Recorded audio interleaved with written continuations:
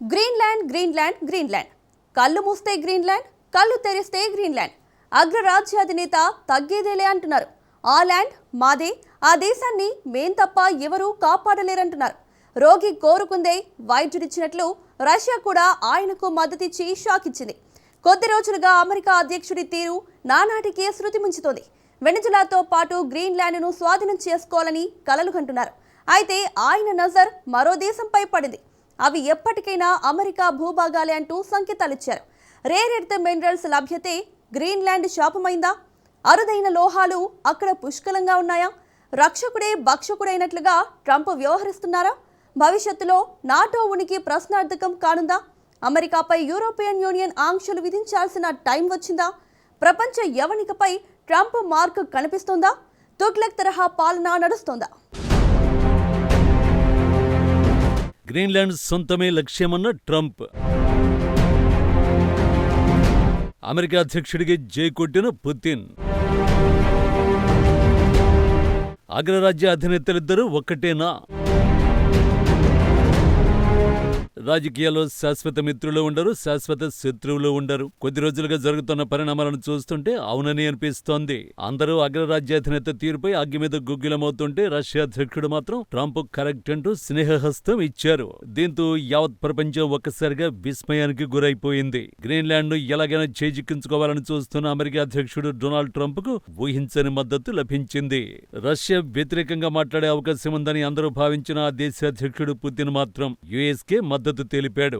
Greenland భద్రతకు Russia, China నుంచి ముప్పు ఉందంటూ ట్రంప్ గతంలో ఆరోపణలు గుప్పించారు. అయితే తాజాగా పుతిన్ స్పందించారు. గ్రీన్లాండ్ వ్యవహారంతో తమకు సంబంధం లేదన్నారు. ప్రపంచ పటంలో మంచు ముక్కలా కనిపించే ఓ ద్వీపం ఇప్పుడు అమెరికాకు, యూరప్ కు చిచ్చు పెడుతోంది. అదే గ్రీన్లాండ్. 2 ఏళ్ల క్రితం వరకు గ్రీన్లాండ్ ను అమెరికా ఆక్రమిస్తుందంటే అదొక విడ్డూరమైన జోక్ అనుకునేవారు. కానీ ఇప్పుడు అది జోక్ కాదు, ఒక వార్నింగ్. దానికి కారణం డొనాల్డ్ ట్రంప్. ఆ మంచుగడ్డ మాదే, అది మాకు కావాల్సిందే అంటూ ట్రంప్ వేస్తున్న అడుగులు అంతర్జాతీయ రాజకీయాల్లో ప్రకంపనలు సృష్టిస్తున్నాయి. అసలు ట్రంప్ కన్ను గ్రీన్లాండ్ పై ఎందుకు పడింది? శాంతి బహుమతి రాలేదనే శాంతిని వదిలేస్తానంటున్న ట్రంప్ నిజంగానే గ్రీన్లాండ్ పై దాడి చేస్తారా అనే ప్రశ్నలు సర్వత్రా వినిపిస్తున్నాయి.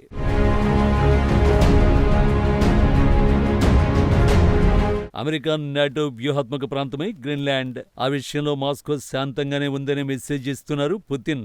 అలాగే నాటోపై తరచూ ట్రంప్ విమర్శలు చేయడం, యూరప్తో గొడవలు పెట్టుకోవడం, అమెరికా ఫస్ట్ విధానంతో పశ్చిమ కూటమిలో చీలికలు రావడం తమకు కలిసొచ్చే అంశాలనే ఆయన భావిస్తున్నారు. అందుకే రష్యా ఆచితూచి అడుగులేస్తోంది. గ్రీన్లాండ్ కొనుగోలుపై ప్రపంచ దేశాల దృష్టి మళ్లడం వల్ల ఉక్రెయిన్ యుద్ధంపై ఒత్తిడి తగ్గడం ఖాయమని మాస్కో అంచనా. అంతేకాకుండా ట్రంప్తో పుతిన్ మొదటి నుంచి సంబంధాలను కొనసాగిస్తున్నారు. డొనాల్డ్ తీసుకునే వివాదాస్పద నిర్ణయాలను సమర్థించడం ద్వారా అమెరికా అంతర్గత రాజకీయాల్లో, అంతర్జాతీయ వేదికలపై తన పరపతిని పెంచుకోవాలని వ్లాదిమిర్ ప్రయత్నిస్తున్నారు. ఇక ఆర్కిటిక్ ప్రాంతంపై రష్యాకు ఇప్పటికే పట్టుంది.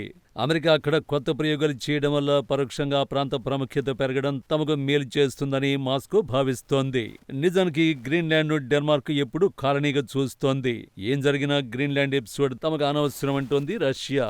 1917లో వర్జిన్ దీవుల్ని అమెరికాకు, డెన్మార్క్ అమ్మేసింది. మేం కూడా అలాస్కాను యుఎస్ కు అమ్మేశామన్నారు పుతిన్. 1867లో $7.2 మిలియన్ అలాస్కాను విక్రయించినట్లు ఆయన గుర్తు చేశారు. గ్రీన్లాండ్ సమస్యను అమెరికా, డెన్మార్కులు కలిసి పరిష్కరించుకుంటాయని ఆశాభావాన్ని వ్యక్తం చేశారు పుతిన్. ఇతరుల భూభాగాలను స్వాధీనం చేసుకోవడంలో అమెరికాకు సుదీర్ఘ చరిత్ర ఉందన్నారు. గ్రీన్లాండ్ కొనుగోలుకయ్యే $1 బిలియన్ భరించగల సామర్థ్యం అగ్రరాజ్యానికి ఉందన్నారు పుతిన్.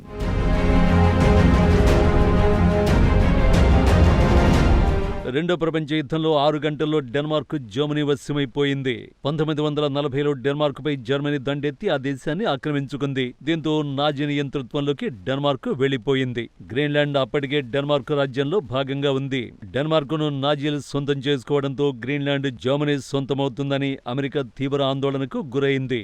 ఒకవేళ నాజీలు గ్రీన్లాండ్ ను ఆక్రమించుకుంటే నాజీలకు ఉత్తర అమెరికాలో ఓ స్థావరం లభిస్తుందని వాషింగ్టన్ భయపడింది. అందుకే రెండో ప్రపంచ యుద్ధం సమయంలో గ్రీన్లాండ్ గ్రీన్లాండ్ రక్షణ బాధ్యతల్ని అమెరికా తీసుకుంది. అక్కడ 2 భారీ వైమానిక స్థావరాలు కూడా ఏర్పాటు చేసింది. రెండో ప్రపంచ యుద్ధం ముగిసిన తర్వాత $10 కోట్ల గ్రీన్లాండ్ను తమకు విక్రయించాలని అమెరికా ప్రతిపాదించింది. కానీ వాషింగ్టన్ ప్రతిపాదనను డెన్మార్క్ తిరస్కరించింది.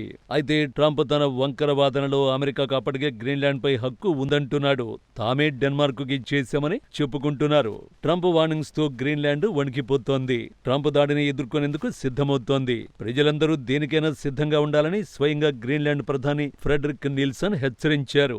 అమెరికా సైనిక చర్యను కొట్టిపడేయలేమన్నారు. గ్రీన్లాండ్ నాటోలో భాగంగా ఉందని స్పష్టంగా చెప్పుకొచ్చారు. పరిస్థితులు తీవ్రమై అమెరికా దాడి చేస్తే దాని ప్రభావం బయట ప్రపంచంపైన తీవ్రంగా ఉంటుందని నిల్సన్ ఆందోళన వ్యక్తం చేశారు. గ్రీన్లాండ్ను ట్రంప్ కోరుకుంటున్నాడు. కానీ ట్రంప్ను మాత్రం ఆర్కిటిక్ ద్వీపం కోరుకోవడం లేదు. తాము అమెరికాలో భాగమవ్వాలని కోరుకోవడం లేదని గ్రీన్లాండ్ పలుమార్లు స్పష్టం చేసింది. అదే విషయాన్ని గ్రీన్లాండ్ ప్రజలు ఇప్పుడు ట్రంప్కు అర్థమయ్యే రీతిలో చెబుతున్నారు. గ్రీన్లాండ్ ప్రజలు ఇప్పుడు ట్రంప్ తరహాలోనే ఎర్రటి క్యాపులు ధరిస్తున్నారు. ట్రంప్కి ఇష్టమైన లెటర్స్ మాగా ఆ క్యాపులపై ప్రదర్శిస్తున్నారు. ట్రంప్ ప్రకారం మాగా అంటే మేక్ అమెరికా గ్రేట్ అగైన్. అయితే గ్రీన్లాండ్ ప్రజల మాగా అర్థం మాత్రం make America go away. Short లో మాత్రం మాగానే అవుతుంది. చూడ్డానికి ట్రంప్ మాగా క్యాప్ లాగానే ఉన్న గ్రీన్లాండర్ల సందేశం వేరు.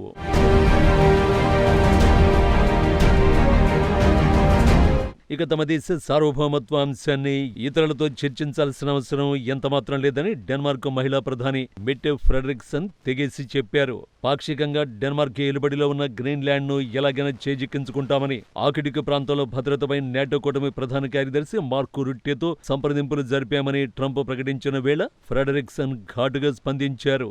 ఆర్కిటిక్ ప్రాంతంలో భద్రత అనేది నాటో సభ్య దేశాలని కూర్చొని మాట్లాడుకోవాల్సిన అంశం.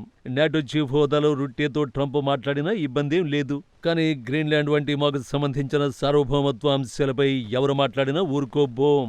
మా సార్వభౌమత్వ అంశాన్ని ఇంకెవరితోనూ చర్చించాల్సిన అగత్యం తమకు లేదన్నారు. ఒకవేళ ట్రంప్ గ్రీన్లాండ్ ను కొన్నా బలవంతంగా ఆక్రమించుకున్నా అది కేవలం ఒక ద్వీపంతో ఆగిపోదు. బలవంతుడిదే భూమి అనే సూత్రంతో మరిన్ని దేశాల ఆక్రమణకు ట్రంప్ నాంది పలికినట్టు అవుతుంది. మరి ప్రపంచ దేశాలు ట్రంప్ను అడ్డుకుంటాయా? అమెరికాలో గ్రీన్లాండ్ చరిత్ర కలిసిపోతుందా అన్నది వేచి చూడాల్సిందే.